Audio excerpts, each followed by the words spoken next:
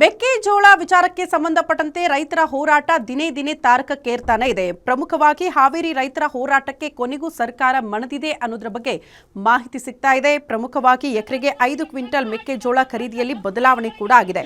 ಕನಿಷ್ಠ 12 ಕ್ವಿಂಟಲ್, ಗರಿಷ್ಠ 20 ಕ್ವಿಂಟಲ್ ಖರೀದಿಗೆ ಸರ್ಕಾರ ನಿರ್ಧಾರ ಮಾಡಿದ್ದು, ತಿದ್ದುಪಡಿ ಮಾಡಿ ರಾಜ್ಯ ಸರ್ಕಾರ ಅಧಿಕೃತವಾದ ಆದೇಶವನ್ನು ಕೂಡ ಹೊರಡಿಸಿದೆ.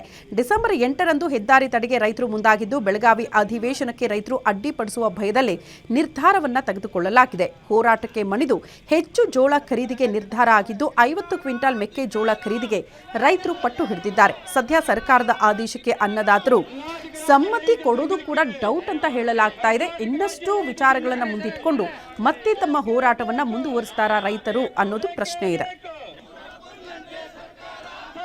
ಗೋವಿನ ಖರೀದಿ ಮಾಡು ಅಂತೇಳಿ ಇವತ್ತು 8 ದಿವಸದ ಪ್ರತಿಭಟನೆ ಮಾಡಿದ್ರು, ಯಾವುದೇ ಲಾಭ ಆಗಿಲ್ಲ. ಸರ್ಕಾರ ನಾಮಕಾವಸ್ತಿಗೆ 2400 ಹಂಗೆ ತಗಂತೇವೆ ಅಂತ ಹೇಳ್ತು. ಹಂಗಾರೆ ಖರೀದಿ ಮಾಡ್ತಾರೆ ಬಿಡು ಅಂದ್ರೆ ನಿನ್ನೆ ತಾನೇ ಆರ್ಡರ್ ಬಂದೈತಿ. ಅದು ಒಬ್ಬ ರೈತಗೆ 5